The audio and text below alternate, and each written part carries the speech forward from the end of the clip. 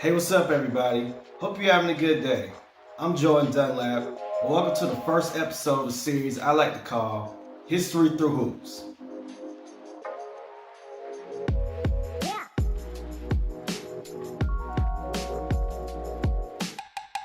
Some of y'all might know me from my other YouTube series, Journey Through Jerseys, which goes into the stories of Negro League teams and players.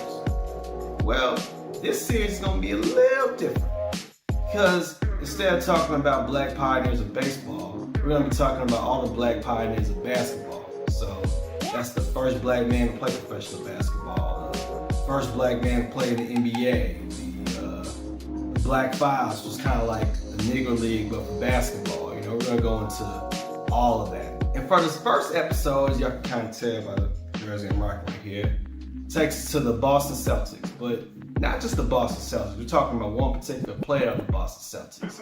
This man was not only the first black man to play on the Celtics, but the first black man to be drafted into the NBA. Ladies and gentlemen, story of Chuck Cooper.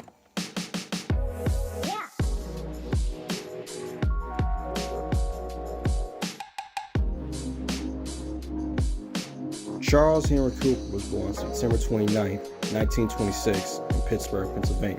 He attended Westinghouse High School and in his senior year averaged more than 13 points a game and was an all-city first-team center. He would then go on to attend and play basketball for West Virginia State University for a semester before he was drafted to serve in the Navy for World War II. After his service ended, he attended Duquesne University and was a star player who led the school to 2 National Invitation Tournament appearances. The team had a 78-19 record during his time at Duquesne. During the 1949-1950 season, he was team captain and helped the team finish the season ranking 6th nationally with a 23-6 record. However, things were not always easy for Cooper. One incident in particular happened when an opposing player said, "I got the nigger," referring to Cooper. Fortunately, Duquesne backed Cooper, even going as far as to cancel games with Southern schools who did not want to play in the integrated game. After he graduated in 1950, he would go on to play for the Harlem Globetrotters and help lead them to the first World Series of Basketball championship. At this point, Cooper had proved himself to be something special on the court. And on April 25th, 1950, his talent will be recognized in a major way. Because on that day, he, Earl Lloyd, Harold Hunter, and Hank Mazzoni broke the NBA's color barrier by becoming the first black players to be drafted. Cooper, number 14 overall in the second round of the draft, became the first out of the 4 to be drafted and signed with the Boston Celtics for $7,500. He was drafted by Celtics owner Walter A. Brown, who, when told that he shouldn't draft a black player, said that he didn't care if Cooper was, quote, striped, plaid, or polka dot. At 6'4" and 200 pounds, Cooper will make a strong debut on November 1st, 1950, and throughout his rookie season. He would play in 66 games, averaging 9.5 points and 8.5 rebounds. He also improved the Celtics record from 22-46 to 39-30, and became the first African American to earn NBA All-Rookie honors. He would also form friendships with players like Bob Cousy, and the two would enjoy jazz together in Boston. But even being in the NBA did not protect Cooper from racism. Southern hotels refused to admit him, and in one instance, during a game with the Milwaukee Hawks, Cooper got in a fight with one of the Hawks players and yelled racist insults at him.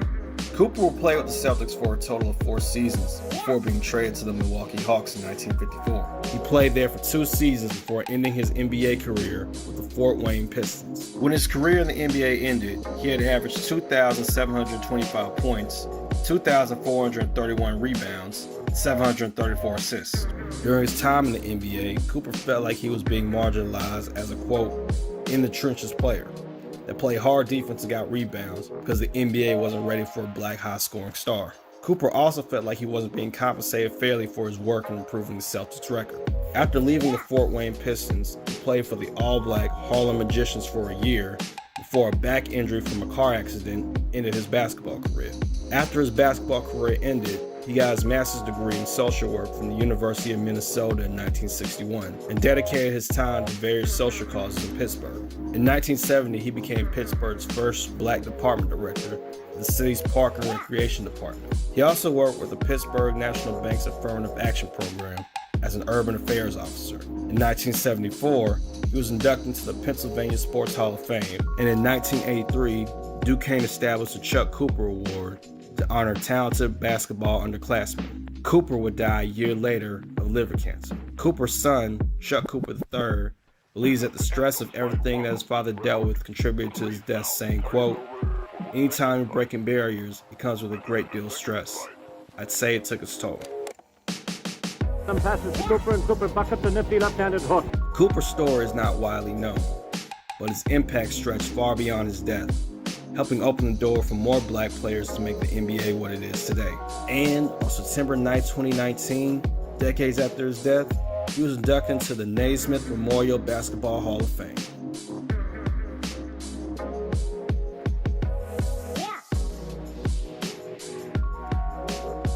Duquesne University retired Cooper's jersey in 2001.